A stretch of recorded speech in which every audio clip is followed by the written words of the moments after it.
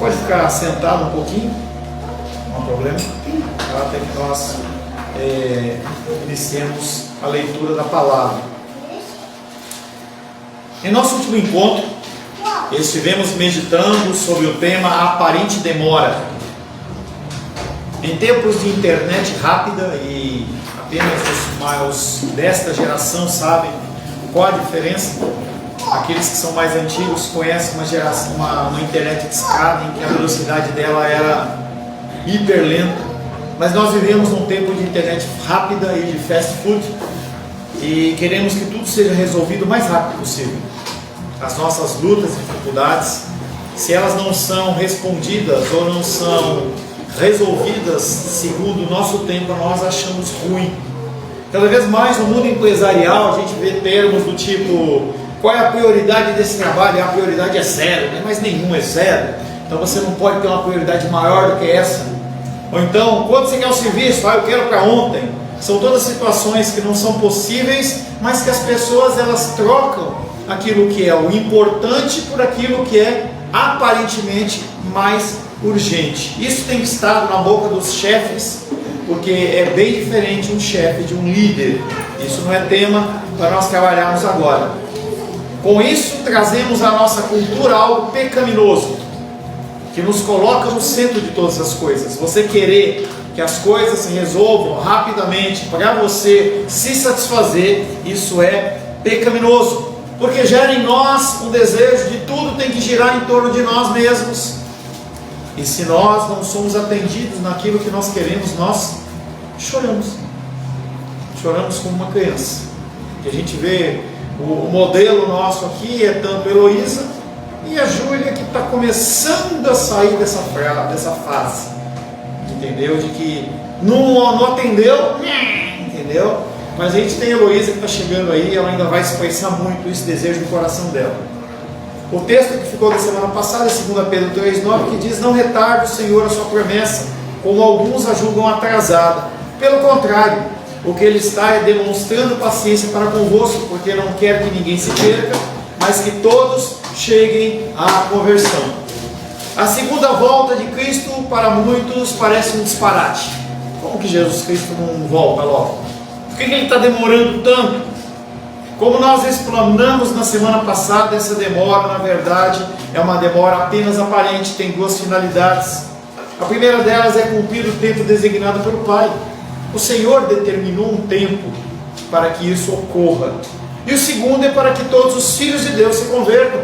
Aqueles que são filhos, eles digam sim, e o tempo só vai se findar quando essas duas situações, essas duas premissas acontecerem. Você pode ficar bravo, pode ficar chateado, pode ficar tristinho, mas as coisas só acontecem segundo o plano e os desígnios de Deus. A palavra de hoje tem como título: diante do juízo, o que fazer? Quando você está diante do magistrado, você tem que se posicionar de uma forma. É diferente de quando você está em família, é diferente quando você está com os amigos, é diferente quando você está em qualquer situação. Diante do juízo, diante de um magistrado, você tem duas opções: ou você é culpado, ou você é inocente. Quero convidar você a abrir a palavra de Deus em 2 Pedro, capítulo 3. Estamos caminhando para o fim. 2 Pedro, capítulo 3.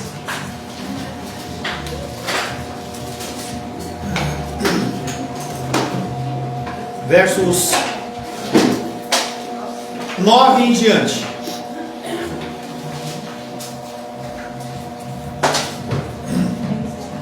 Segunda Pedro, capítulo 3, versos 9 em diante. Assim diz a palavra de Deus: não retarda o Senhor a sua promessa, como alguns a julgam demorada. Pelo contrário, ele é longânimo para convosco, não querendo que nenhum pereça, senão que todos cheguem ao arrependimento. Virá, entretanto, como ladrão o dia do Senhor, no qual os céus passarão com um estrepitoso estrondo, e os elementos se desfarão abrasados. Também a terra e as obras que nela existem serão atingidas. Visto que todas essas coisas hão de ser assim desfeitas. Deveis ser tais como os que vivem em santo procedimento e piedade, esperando e apressando a vinda do dia de Deus, por causa do qual os céus incendiados serão desfeitos e os elementos abrasados se derreterão. Nós, porém, segundo a sua promessa, esperamos novos céus e nova terra, nos quais habita a justiça. Palavra do Senhor, amém? Senhor, louvamos o teu nome. Reconhecemos, Pai, a tua majestade. Reconhecemos que o Senhor controla tempos, estações, eras.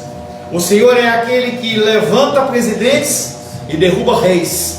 O Senhor é aquele que cura e que deixa que a pessoa seja enferma. O Senhor é aquele que rege as nossas vidas e controla todas as coisas.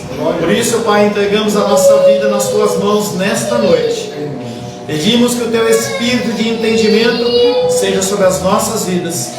E eu peço, Pai querido, que o Senhor não permita, Senhor, que eu venha, Pai, trazer uma palavra que não procede de Ti, mas que a palavra seja pregada para a glória, a honra e louvor do Senhor, e nos traga um recado santo aos nossos corações. Oramos em nome de Jesus. Amém. Podeis assentar em nome de Jesus.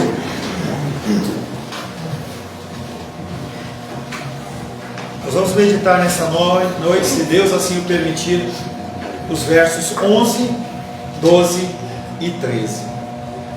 Peço que você continue, se não começou ainda, a orar pelo próximo tema que nós iremos, próximo livro que nós iremos explanar.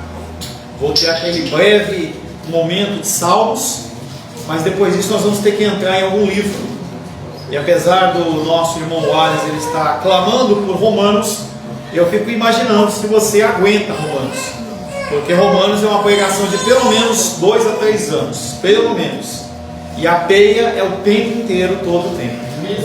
Misericórdia.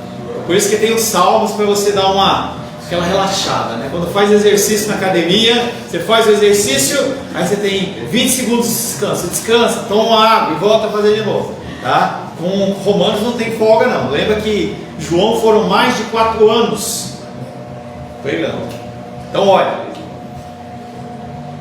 os 2 primeiros versículos que nós vamos meditar é 2 Pedro capítulo 3 versos 11 e 12, que diz: se todo este mundo está fadado a se desfazer, qual não deve ser a santidade do vosso viver e da vossa piedade, esperando e apressando a vinda do dia de Deus, quando o céu se desfará em fogo e os elementos se derreterão abrasados. Esses 2 versículos têm algumas questões interessantes que nós vamos meditar nesse tempo, na presença do Senhor. Primeiro, ele traz um confronto, né? Ele vem falando daqueles homens que eram maus, daqueles que eram os crentes errados, aquelas pessoas que ensinavam errado, e agora ele vem falando: se vocês entenderam que esse mundo que existe, ele vai deixar de existir, você vai continuar fazendo o que da sua vida? Como que você vai proceder? A partir do momento que você entendeu, como nós falamos na dominical, e nós vemos falando, adoração ao Senhor, entendimento cristão tem 2 partes: coração, que é emoção, e mente, raciocínio. E eu falava hoje pela manhã que a nossa igreja não venha a abafar a adoração, o louvor que a nossa irmã Vânia traz como um avivamento para nós, que a gente possa falar mais aleluia e possa falar mais glória a Deus. Eu não quero que ela se acomode a nós, mas que nós sejamos incomodados e falamos mais, nos expressemos mais, mas sempre com entendimento, tá? E a segunda coisa que eu acho interessante é que ele fala sobre nós apressarmos o dia de Deus. O que é isso, né? Será que a nossa oração muda o coração de Deus? Nós já meditamos numa dominical só se a oração muda. Deus não muda, a gente sabe disso. Deus, ele é soberano sobre as suas decisões, ele é soberano sobre o seu agir e seu falar. Mas aqueles que já fizeram discipulado comigo sabem que há uma vontade chamada de permissiva, e que essa vontade permissiva ela encaixa nesse versículo. E nós vamos falar um pouco sobre todas essas coisas. Que impacto as informações sobre o fim do mundo têm sobre você? O mundo vai acabar.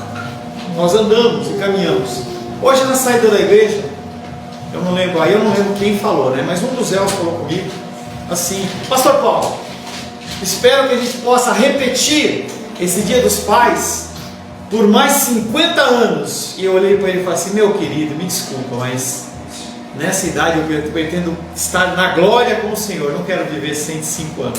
Misericórdia. Entendeu? Quero ser levado antes. Isso me levou a ficar meditando um pouco. Falei com a minha esposa, meu coração ele ficou pesaroso. Entendeu? Pensando, por exemplo, na minha mamãe. Meu papai já foi. Minha mamãe está lá com 80. Não posso falar, né, mãe? Desculpa. Entendeu? 50 anos, 60 anos, minha mãe tem, né? Não pode falar a idade dela, entendeu? Mas eu fico imaginando, né? O tempo vai passando e naturalmente as pessoas mais velhas, elas vão primeiro. Essa é a regra. E o que você faz diante desse pensamento que o mundo vai acabar? A palavra tudo que nós falamos, todo este mundo, a palavra tudo ela é inclusiva, pois se refere a tudo que Deus criou. O homem também é parte da criação de Deus e também perecerá. Quando ocorrer a destruição, o ser humano inevitavelmente se encontrará com o seu Criador e juiz. Você vai se encontrar com Deus. Não vai ser um momento de adoração, vai ser um momento de constrangimento. Jesus Cristo ele vai deixar de ser o Cordeiro que tira o pecado do mundo para ser o juiz. E você vai ser apresentado diante das obras. Você pode até ter uma certeza no teu coração da salvação, mas naquele momento todos os seres humanos vão tremer as pernas, porque o Senhor, o reto juiz, ele vai expor os nossos pecados e vai faltar aquela decisão que é Jesus Cristo falando: os teus pecados são absolvidos, entra no gozo do seu Senhor. Até aquele momento vai ser um momento de temor. Antes da chegada do dia do juízo, Deus concede ao ser humano um período de graça para que nós possamos refletir sobre questões morais. Nós estamos nessa época da graça, não porque é depois que Cristo morreu, mas é o tempo da sua vida. É o momento em que você pode mensurar, você pode pesar aquilo que é importante, não é importante, aquilo que você tem que fazer e que você não tem que fazer. E aí eu já falei pela manhã, e aí Felipe e Rayane passaram por um momento aí que sem televisão, até pegou emprestado e tal, mas não está com a televisão deles. O que vai acontecer naquele momento? Chegou a televisão nova, será que é aquele desespero? Vamos tirar a televisão, montar? É claro, né? Vamos experimentar. Mas esse boom de emoção vai durar quanto tempo? O que vai ficar de lado? Como sempre no Novo Testamento, a ordenança moral sempre segue o caminho escatológico. As ordenanças de Deus sempre apresentam consequências. Tudo o que você fizer tem consequências. O seu agir, o seu pensar, as suas omissões, tudo tem consequências. A expectativa da volta do Senhor sempre inspira nos cristãos uma vida santa. Quanto mais você entender que Jesus está voltando, mais você tem que constranger o seu coração. Não tem como você crer na segunda volta de Cristo iminente e você continuar vivendo a sua vida de uma maneira tranquila, de uma maneira que não tem nada a ver. A descrença na volta do Senhor produz algo que chama-se indiferença no comportamento, assim como aconteceu também em todos esses mestres do engano que haviam na vida de Pedro. O mundo vive um tempo de desesperança, de descrença. Por isso que as pessoas fazem o que fazem, por isso que as pessoas vivem como vivem. E eu tenho trazido para vocês o conceito da caridade como algo gritante, porque nós temos que fazer algo. Nós não podemos continuar vivendo do jeito que nós vivemos, olhando apenas para nós. Você tem olhado muito para você, muito para os seus negócios, muito para o seu trabalho, muito para a sua família, e você tem olhado pouco para o seu relacionamento com o Senhor. Tenho 3 exemplos daquilo que acontece quando os homens rejeitam o conceito da causa final da história, que não é o ser humano. A história não gira em torno do ser humano, mas gira em torno desse clímax, desse momento da volta, da segunda volta de Cristo. Cristo, em que para alguns vai ser um motivo de alegria e para outros motivo de tristeza. Essa rejeição leva primeiramente à busca única da felicidade como razão de vida. Eu era nada, eu não sou nada, mas ainda vivo, então vou comer, beber e ser feliz. Pasme, isso aí estava num túmulo, um túmulo de uma pessoa, em que ela entendeu que eu não sou nada, não levo nada, então eu vou ficar feliz, eu vou viver minha vida de uma maneira plena aqui na terra, porque é só isso que eu posso fazer. Um outro dizer de um túmulo dizia assim, que a rejeição ao conceito do Senhor leva as pessoas à apatia. Eu era nada, eu sou nada, logo eu vou deixar a vida me levar. Eu não tenho compromisso com coisa nenhuma, eu não tenho zelo com nada. Quando a coisa acontecer, eu resolvo. E a terceira frase de túmulo é: a rejeição leva a desesperança, ao desespero. O que há embaixo? Trevas profundas. Mas o que se diz dos caminhos de cima? Todos são uma mentira, ou seja, a pessoa não acredita em Deus. Então estamos perdidos. Desesperança, desespero. A sociedade de hoje, ela se encaixa em algum desses três aspectos. E se você identifica a sua vida em algum deles, você tem que mudar. Você tem que alinhar a sua vida diante dos princípios da palavra. Sem a verdade incorporada da segunda vinda, de que a vida está se encaminhando para algum lugar, não sobra nada em prol do qual vale a pena viver. Para que você vai viver? Por que você vai vir para a igreja? Para que você vai buscar ser bom, se você crê que morreu, acabou? O apóstolo Paulo, ele fala, se nós não cremos na ressurreição, nós somos tristes criaturas, porque a nossa vida é sem sentido. Você tem que acreditar que tem algo depois da morte. No meio de uma existência precária e no mundo precário, é importante ter em mente, conforme esse versículo nos relembra, que as pessoas são mais importantes do que as coisas. Você tem lidado com as pessoas como mais importantes do que coisas? Nicolas mandou mensagem para mim e falou assim: Pastor Paulo, meu casamento está chegando, eu estou com algumas dúvidas, umas dívidas, e eu preciso fazer alguma coisa por isso. O Senhor me abençoa em trabalhar no domingo, no dia dos pais? Eu falei: cara, se você diz para mim que você precisa, eu te abençoo. Mas se você acha que você está fazendo isso por insegurança do seu coração, você está com problema, porque não adianta a minha bênção. Ou nós cremos que pessoas são mais importantes do que coisas, ou então nós vamos sair labutando e tentando de alguma maneira deixar coisas, construir coisas, enquanto o mais importante ele é deixado de lado. Eu falava para a Rosângela assim, meu coração ficou tão pesado com aquela meditação em relação à minha mamãe, que eu falei assim: eu preciso ir mais em São Paulo. E ela falou assim: vá pelo menos 2 vezes por ano, se puder ir, vá mais. Eu lembro do meu papai ainda vivo, quando a minha vovó ainda era viva, ele sempre ia, ele tomava um ônibus na sexta-feira, ele ia lá até a cidade de Minas, que era Guaxupé, uma cidade do sul de Minas, ia lá, via papai, via mamãe, e aí ele voltava para casa no domingo à noite, chegava da rodoviária também, não tinha avião, não tem avião para aqueles lugares lá. Mas como que nós temos lidado com as pessoas que estão à nossa volta? Será que elas vão estar para sempre? Eu acho que não. Na verdade, eu tenho certeza que não. Pessoas são mais importantes do que coisas. Tendemos tão facilmente a esquecermos disso. Deslizamos para o hábito de pensar que o mundo é mais duradouro do que os seus habitantes, e Pedro diz não. Nós achamos que o nosso celular, o nosso carro, a nossa casa, elas são coisas que não vão acabar nunca. Mas a palavra de Deus está dizendo que esses elementos vão ser desfeitos.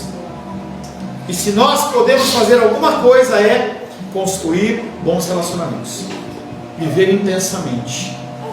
Por isso que discussões entre pais e filhos, entre irmãos e irmãs, marido e mulher, ele tem que ser reduzido o máximo possível. E a palavra de Deus fala: não ponha o sol sobre a sua ira, porque senão nós estamos perdendo tempo. O tempo é muito rápido. As coisas acontecem de uma maneira muito rápida. Em um momento existe e no outro momento não existe mais. Semana passada eu falei para vocês, eu não lembro se foi dominical, eu creio que foi dominical, quando a minha irmãzinha ligou para mim e falou assim: olha, papai morreu, acabou. Quando eu recebi a ligação do hospital, no dia do aniversário do Alex em 2020, à noite, sua tia acabou de falecer. Não há mais nada a ser feito. Não há mais homenagem.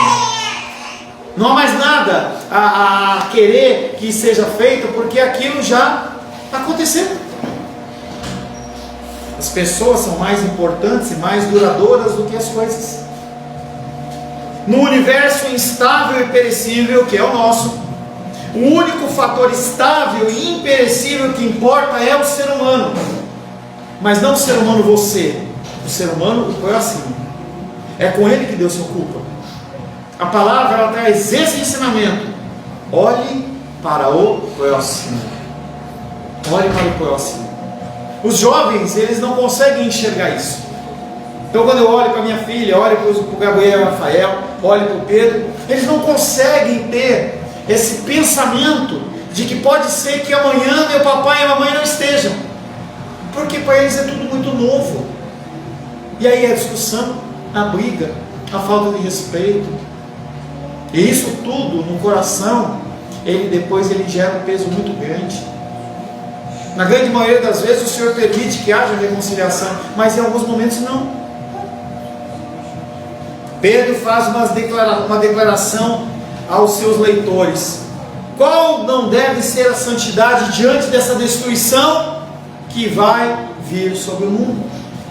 Primeiramente, ele desconsidera os escarnecedores. Nós já falamos exaustivamente que o fim deles é a destruição.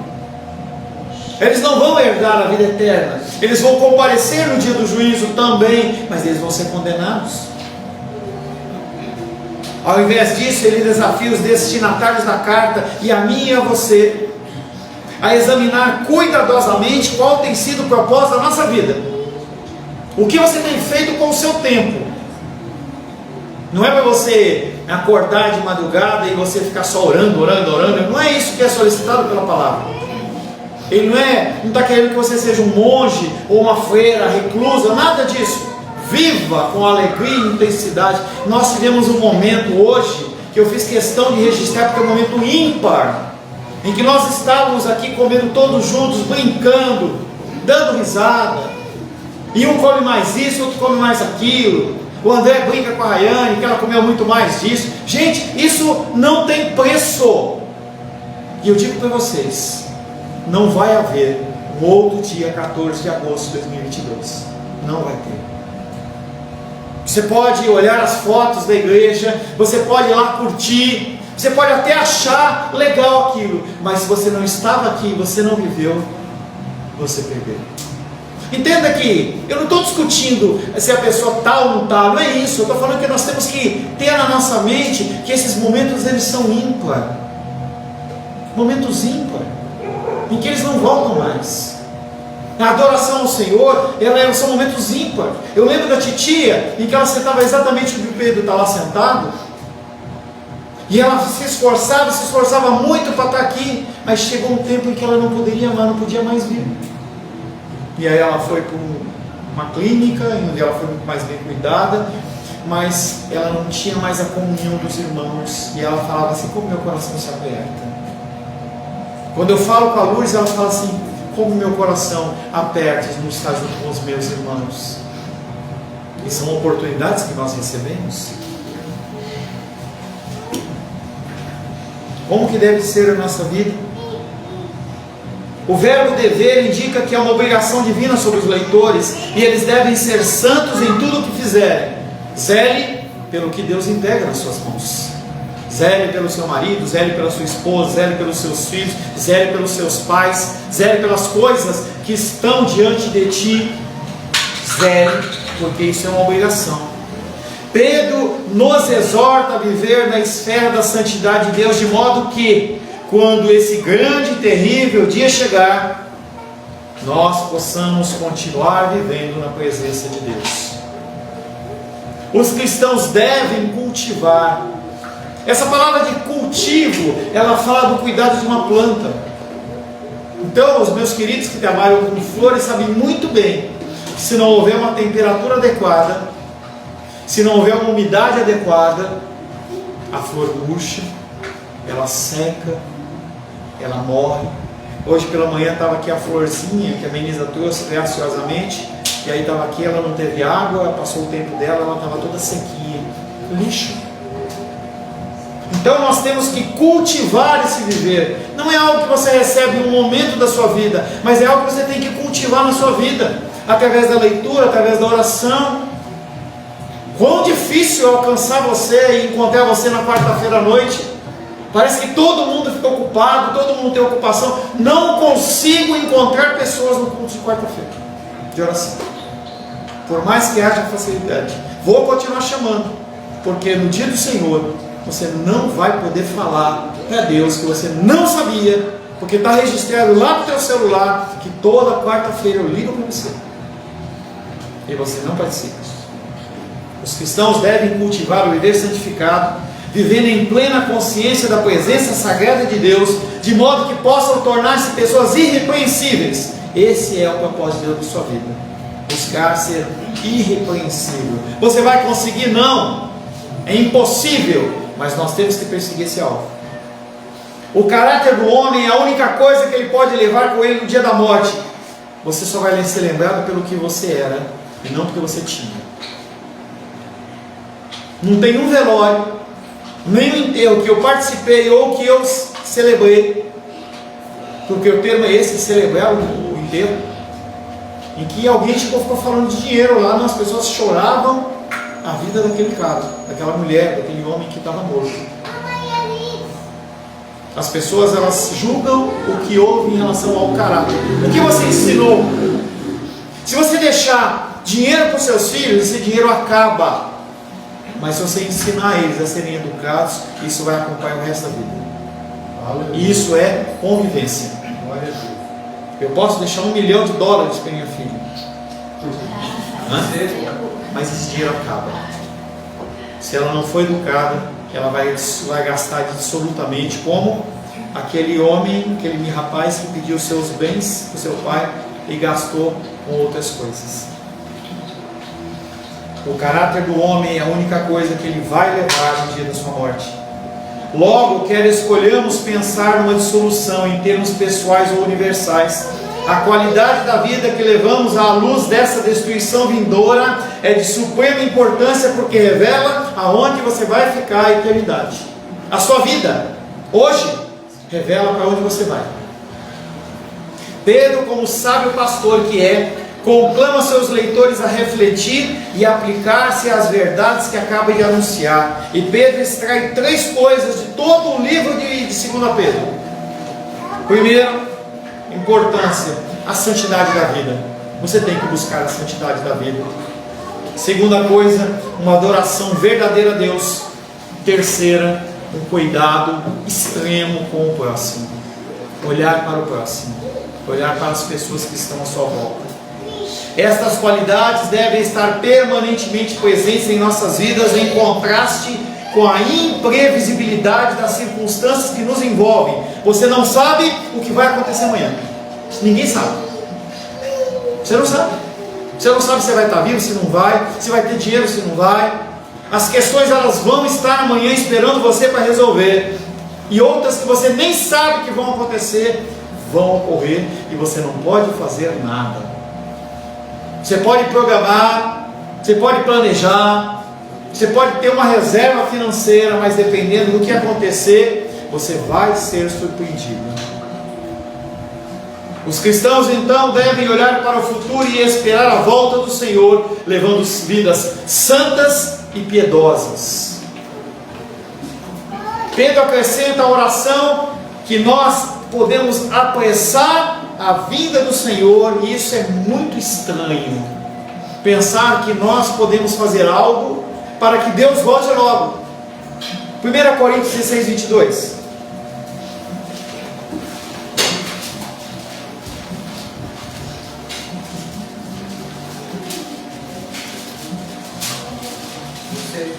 1 Coríntios capítulo 16, verso 22. Se alguém não ama o Senhor, seja anátema, seja maldito. E depois ele fala, Maranata. Maranata quer dizer, vem, Senhor Jesus. Apocalipse 22, 20.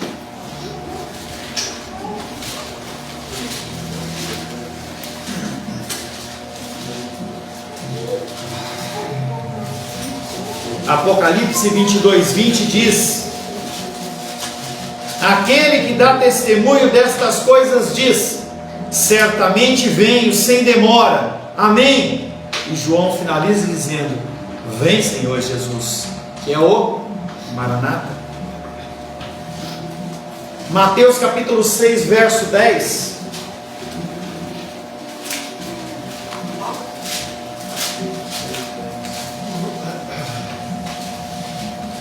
Seis, 9 e 10.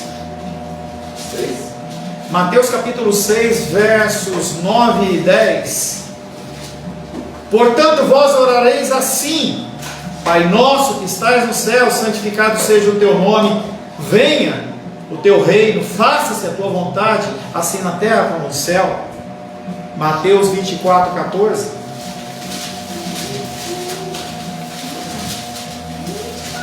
Em seu discurso sobre o último dia, Jesus instrui seus seguidores a proclamarem o Evangelho a todas as nações.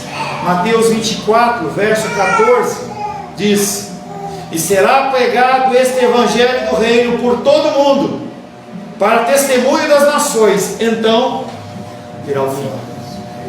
Quando você vive uma vida piedosa, quando você vive uma vida em prol do próximo, quando você propaga o Evangelho, quando você alcança vidas, você apressa o dia do Senhor.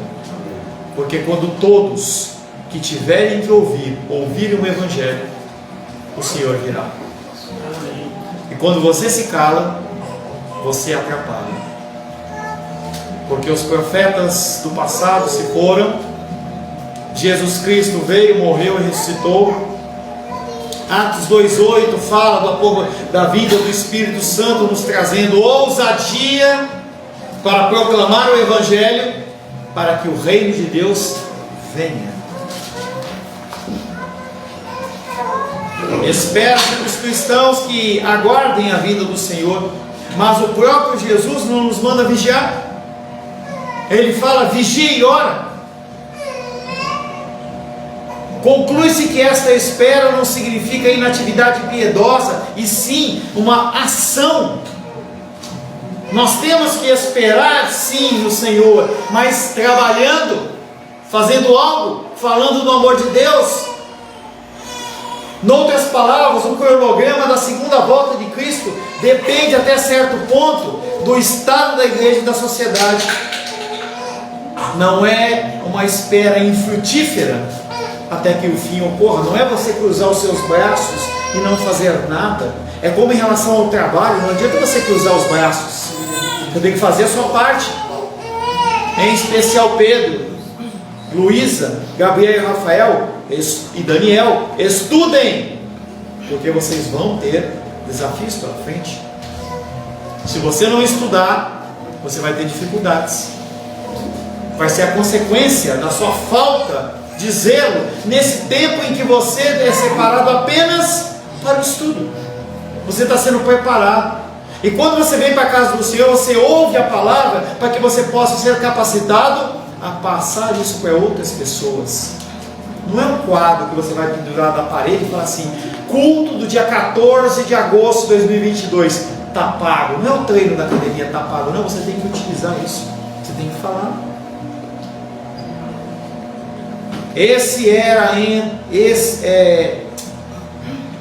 Esse tempo visa ser um tempo de cooperação ativa com Deus na redenção da sociedade. Essa era entre as duas vindas de Cristo é a era da graça, uma era que é marcada pelo evangelismo, por nós sermos cristãos verdadeiros. Embora o evangelismo pareça ser o modo principal de apressarmos a segunda vinda de Cristo, Marcos 13:10,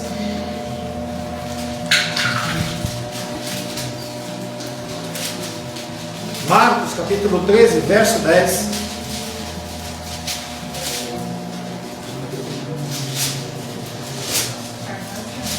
Mas é necessário que primeiro o Evangelho seja pregado a todas as nações. Você, pelo menos aparentemente, não é chamado para missões urbanas, ou melhor, missões externas, mas missões urbanas todos nós somos chamados. Missão urbana são seus amigos, é a sua Jerusalém, que é a sua família, é a sua Judéia, que está à sua volta, são Samaria, que são os nossos inimigos. O teu papel é Brasil. Talvez você tenha um chamado para o exterior, mas hoje é Brasil, é família, é igreja, é trabalho, é onde você tem que falar do amor de Deus. E embora o evangelismo pareça ser o modo principal, há outras formas de nós apressarmos a vinda de Cristo. Nós podemos orar para isso. Apocalipse 8,4 fala: venha teu reino. Nós temos a manifestação do fruto do Espírito: amor, paz, longanimidade, benignidade, temperança, domínio próprio. Para essas coisas não há medida. Você pode ser o máximo que você puder, você não vai ser rejeitado, você não vai ser repreendido em relação a ser paciente, a ser amoroso, a ser uma pessoa que é doador do seu tempo em relação aos outros. Não há medida para essas coisas. E também temos que viver uma vida de arrependimento e obediência. Atos capítulo 3.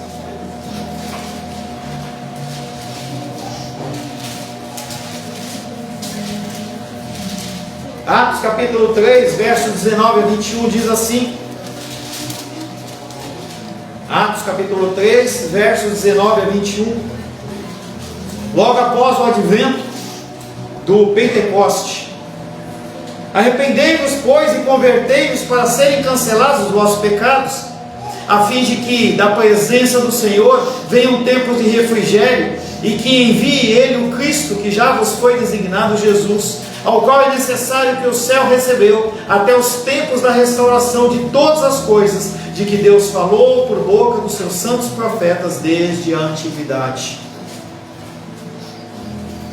Os rabinos judeus tinham dois ditados muito apropriados, interessantes, e eles falavam assim para eles, os judeus, tanto na antiguidade como agora. O Messias não veio ainda, Jesus não veio ainda.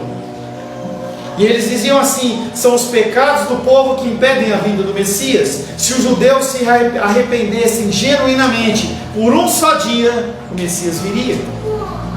E a outra frase que eles dizem é: se Israel guardasse perfeitamente a Torá, os 5 primeiros livros da Bíblia, um dia o Messias viria. É o meu desânimo, é o seu desânimo, a minha desobediência e sua desobediência, a minha falta de amor com o próximo e a sua falta de amor ao próximo, que atrasa a vinda do dia do Senhor. É por isso que nós não temos o Senhor já de volta resgatando a igreja. O julgamento, mais uma vez, é visto em termos de fogo. Fogo que destrói a sujeira, a escória, mas purifica o ouro. O cristão que está vivendo em contato com Cristo enfrentará o conceito da destruição de todas as coisas sem aflição e até mesmo com alegria. Você vai ver as duas dificuldades, você vai perceber que Jesus está voltando. Cada vez mais nós vamos ver a sociedade totalmente perdida e pervertida, e nós só podemos agir dentro do conceito pessoal. Você tem que mudar, você tem que ser luz em meio às trevas. Essa semana um professor lá universitário, uma faculdade pública, fez um ato pró-LGBT e ele ficou nu. Esses são os professores que podem ser professores do Gabriel, do Rafael e da Luísa. Pessoas que ficam nuas no meio da aula. E o que nós podemos fazer por isso? A não ser mudar a nossa vida, sermos sacerdotes do nosso lar. E nós vamos falar um pouquinho de paternidade ainda. O julgamento, mais uma vez, é visto em termos de fogo, em relação a fogo. E assim, é assim que o fogo, que enche de terror o coração dos escarnecedores, pode ser apresentado aqui como um incentivo para os fiéis. Você pode olhar para a palavra de Deus como algo positivo, que vai te trazer alegria, ou que vai gerar em você aflição. 1 Coríntios capítulo 3, verso 10. Eu ia meditar em 3 versículos, mas vai estender muito. Eu vou parar no 12. 1 Coríntios capítulo 3, verso 10 e em diante.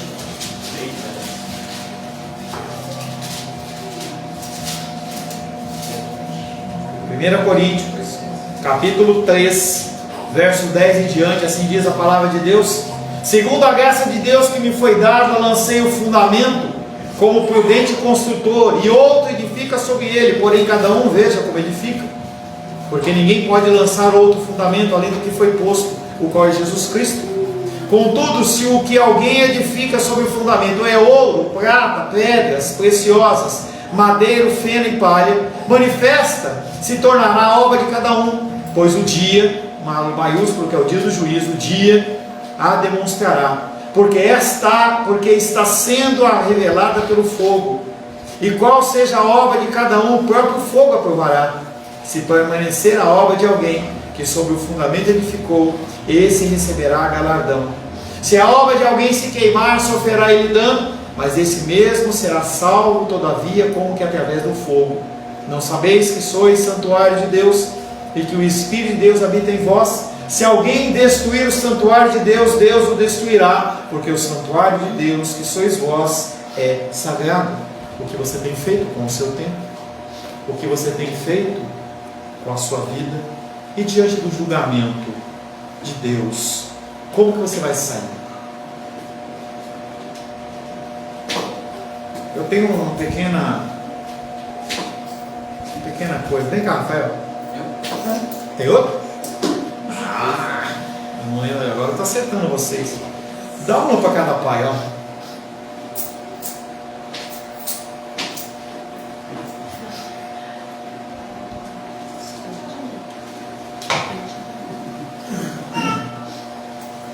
É o dia dos pais. Ok.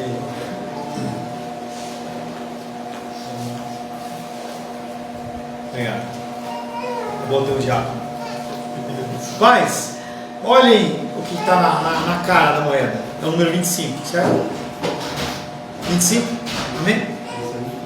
Do outro lado é a conhecida coroa. Amém?